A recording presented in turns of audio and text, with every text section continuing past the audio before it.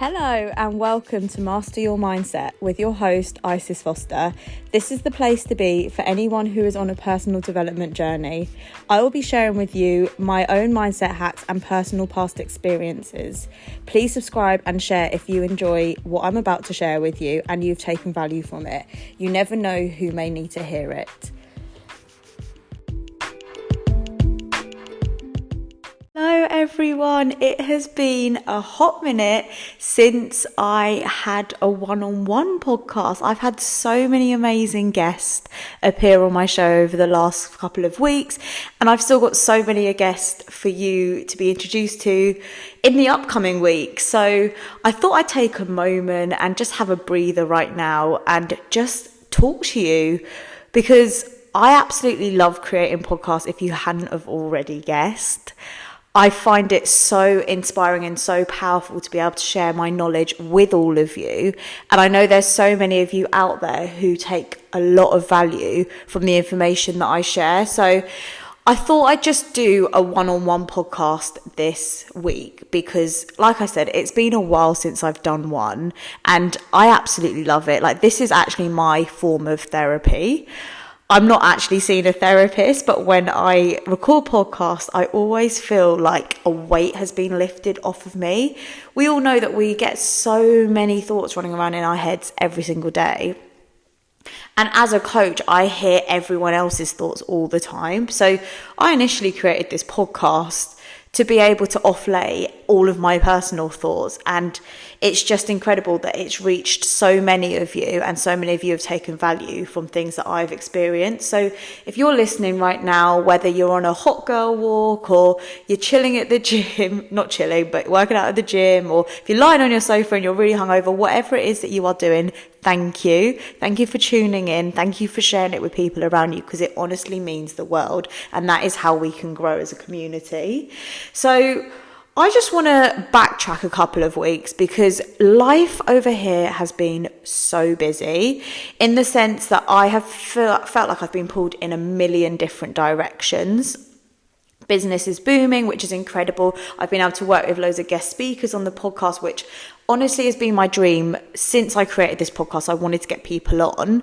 Work is busy, and obviously I've bought a house now, so furnishing that, I feel like I'm constantly waiting for workmen to come in and people to come and fix things and deliver furniture. So it's all been go, go, go, which I can't complain at all, because these are all things that I wish that I had in my life this time last year. And it's so crazy, because I was journaling last night actually, and we put so much pressure on ourselves to constantly be chasing the next best thing.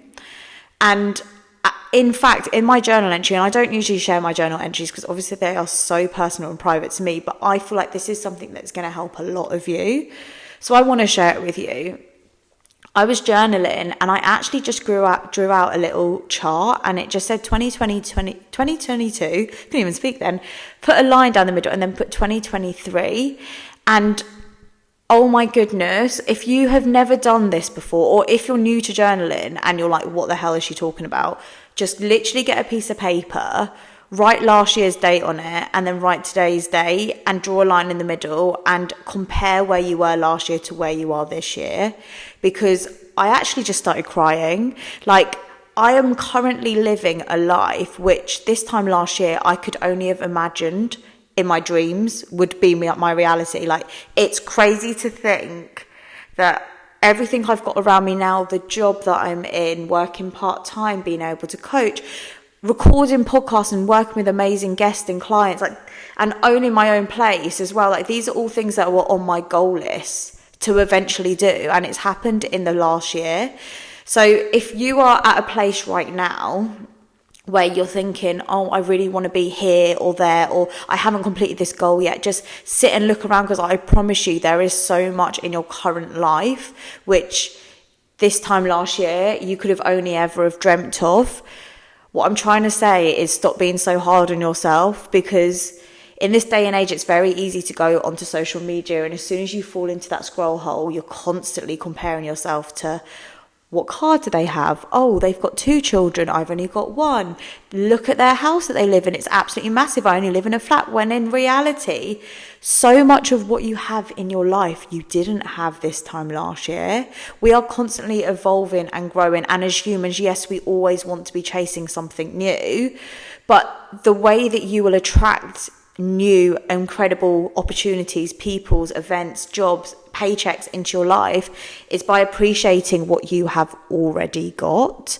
And so many of us have so much more than what we did have last year. As I was journaling, I literally just, when your eyes well up and you kind of think, oh my gosh, what is happening? And you're not even in control of your emotions. That's what happened to me. Because even now, in my current day-to-day life, I'm like, okay, now I want to do this and I want to do this. And I spoke to my partner and she literally said to me, just look around, because so much of what you've got, you wanted for yourself 12 months ago. So again, if you're in that situation, write a list, write it down, look at it visually, because I'm such a visual learner. And I think I knew in my head I'd achieved a lot, but then when it was put on paper and I could visually see it in front of me, I think it really hit home for me, and it just felt so incredible. So if you're in that situation and you feel like you're wanting to chase the next best thing and you don't feel like you've achieved much already, I promise you, the moment that pen hits the paper and you start writing, you will see exactly what you've achieved. Really crazy, because this podcast wasn't even meant to be about gratitude or journaling. It was actually meant to be about something completely different. But I always want to be as real and as honest and as raw with you guys. And that is just what kind of came out of my mouth. So I guess we're talking about being honest and grateful today, because we've already started the podcast episode, and I think I'll save the next topic for another time, because I speak to so many people on a daily basis within the line of work that I'm in. And so many people say to me, Isis, how can you be so grateful for literally everything in your life? And it is literally that simple. You just have to show gratitude. And one thing that I do every single day without fail is journal 3 gratitudes in my journal. And some people do this on their phone, but like I said, I'm so old school. I love putting pen to paper. I love visually seeing it. People always say to do it in the morning, but to be completely honest with you, mornings are just so rushed for me. I don't have the time to sit down and write down 3 gratitudes, and I know that sounds like an absolute lame excuse, but I always do mine before bed, and I feel like a weight is lifted once I do this. And I don't know if this is like something psychological in the whole process of journaling, but I always find that it helps me sleep better. I feel like I've said thank you for the day, and I've shown appreciation to different people that I've met, conversations that I've had, opportunities that I've been given, and I feel like a weight's lifted and I always sleep better. And I feel like, I just feel like it helps me get a good night's sleep. So then when I wake up the next day, I'm ready to start fresh. And some people enjoy journaling in the morning. Some people find that it sets them up for the day. I really need to try it, and I need to just give myself more time in the mornings, because being completely honest with you guys, I always prioritize my sleep. Like if I can snooze my alarm for like an extra 15 minutes in the morning, as much as I'd love to say I'm an early bird, I'm absolutely not. I will look at my alarm and instantly know that I'm hitting the snooze button. And it's so bad to say that, but that is the reality of it. I know there's a lot of people out there who will also be doing the same. I will get up literally the last minute before I have a call or have to be at work or know that I've got something in the diary. As long as I've got enough time to get myself ready, I'll be snoozing that button. And I don't know how real and open and honest you wanted to be, but this is me being real open and honest with you guys. So hit the snooze button, and I just love my sleep so much. Is anyone else like that, where if I don't get 8 hours sleep a night, I genuinely cannot function? Like my hat goes off to anyone with a child, because I just don't know how my body's going to cope in that situation. I think my body will start crying for sleep. I can't imagine, like, even when I go on like a night out, which very rarely happens now because I'm such a grandma and I love my bed and love sleeping so much, I genuinely don't know how I used to be able to go out like 3 times a week and have like 4 hours sleep and then get up and then go to uni for a lecture, or get up and do something the next day, because the thought of that now actually makes me want to cry. So yeah, prioritizing sleep is my number one thing. If you aren't getting enough sleep and you don't have a reason as to why you're not getting enough sleep, just make sure that is a priority, because if you don't sleep well, it literally affects, and I know this is the same for so many people, it affects the way the rest of your day runs. If you can't think straight, if you've ever been in a situation where you know that you're really tired, but you've had to keep yourself awake, it's literally the worst feeling ever. So make sure you're getting enough sleep, and before you're sleeping or after you've had a big night's sleep, get up and journal, guys, because setting your intentions for the day or saying thank you for the day that you've had makes such a difference. I'm aware that we completely just went off on a tangent then, but as I say what comes into my mind, and it's things that I want to share with you guys which I think can improve your current situations. So going back to showing gratitude, it doesn't just have to be journaling. It can be as simple as saying thank you to someone who compliments you on the street. It can be as simple as saying to your boss at work, thank you for giving me this opportunity. It can be as simple as getting a new client and just wanting them to be their best selves. Gratitude comes in all shapes and forms. Journaling is just one block way that we can show gratitude to ourselves and the days that we have created for ourselves, but it comes in all shapes and forms.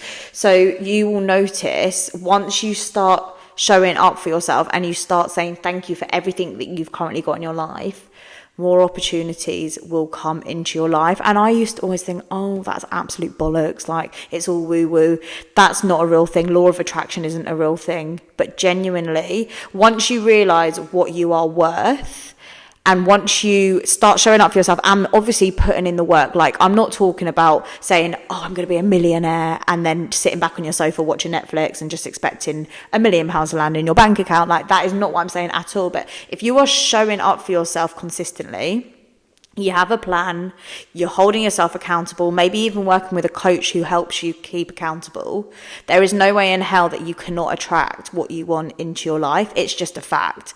Absolutely everything that I have in my life now, my flat, my family, my relationships, my health, my fitness, everything that I have got, I have put in the work and also set my standards for what I want in all of those areas. And it's no different for you. If you are struggling in one certain area of your life, map out exactly what you want that area of your life to look like. Put together a strategic plan. If you need to work with a coach, then absolutely reach out to someone who can help you in that area, who can keep you accountable and keep you on track. And then show up for yourself consistently every single day. And I'm not going to give you a time frame in which you're going to complete that goal, because everyone's goal is going to be completely different. But you will know in what time frame you want to hit X, Y, and Z. And please reach out to me and let me know if that actually works for you. Because I am yet to find someone who has made a plan, shown up for themselves every single day and not gotten what they want out of life. Thank you all so much for tuning in to Master Your Mindset with your host, me, Isis Foster. If you have enjoyed what I have shared with you today, I would really appreciate it if you could share it on your social media platforms and tag me at Isis Foster 1. My goal with creating this podcast is to reach as many people as possible and help them get to wherever they want to be. So if you're in that position of being able to share this, it would be very much appreciated. Can't wait for you to tune in to the next podcast episode. Have an amazing week.